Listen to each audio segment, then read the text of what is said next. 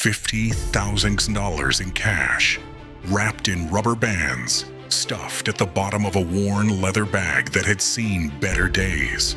And standing next to that bag, with her head bowed and her hands trembling at her sides, was a 28-year-old woman who had never stolen a single thing in her entire life.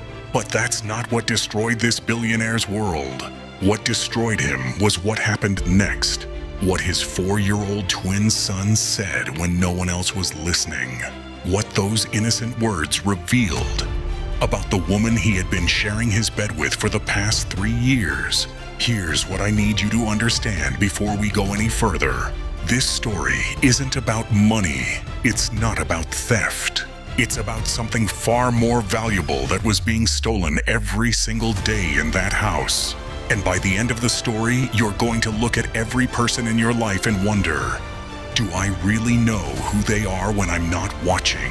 David Chun stepped out of the black Mercedes with his laptop bag over one shoulder and exhaustion written across his face.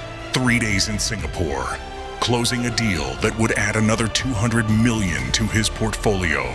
3 days of conference rooms and handshakes, and smiling at people whose names he forgot the moment they walked away. All he wanted was to see his boys, take a hot shower, and sleep for 12 hours straight. His house stood at the end of a private road in one of those neighborhoods where the gates had gates, and the security cameras had security cameras. 14,000 square FT of modern architecture and floor-to-ceiling windows that looked out over a private lake. A house that magazines had featured twice. A house that looked like perfection from every angle. But David would soon learn that perfection was just the mask this house wore when strangers were looking. The moment he walked through the front door, he knew something was wrong. The air felt different, charged like the moment before a storm breaks.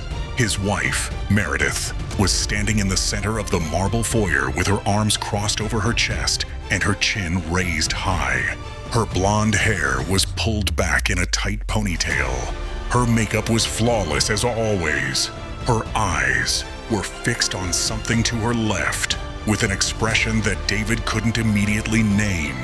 But later, much later, he would remember that expression with perfect clarity. It was victory. 2 security guards stood near the entrance. Between them, with her head bowed and her gray uniform wrinkled, stood Rosa. Rosa Martinez, 28 years old, 5 years in this house.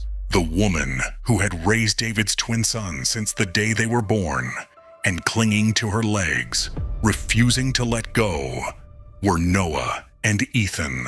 For years old, crying like their world was ending. Noah was gripping Rosa's right leg with both arms wrapped tight around her knee. His face was buried in the fabric of her uniform, and his small body shook with sobs that seemed too big for someone so little. The kind of crying that comes from somewhere deep. The kind that doesn't stop just because an adult tells you to stop. Ethan was different. He stood slightly apart, holding Rose's hand with both of his, staring at the security guards with an expression that no 4-year-old should ever wear. It wasn't sadness. It wasn't fear. It was anger, pure, focused, burning anger. "Let her go," Ethan said. His voice was small, but steady. "Rosie didn't do anything bad. Let her go right now." One of the security guards shifted uncomfortably. He looked at Meredith, then at David, clearly unsure how to handle a 4-year-old giving him orders with the authority of someone 10 times his age. David dropped his laptop bag. It hit the marble floor with a sound that echoed through the foyer, but nobody seemed to notice because Noah's crying was drowning out everything else. "What's going on here?" David demanded.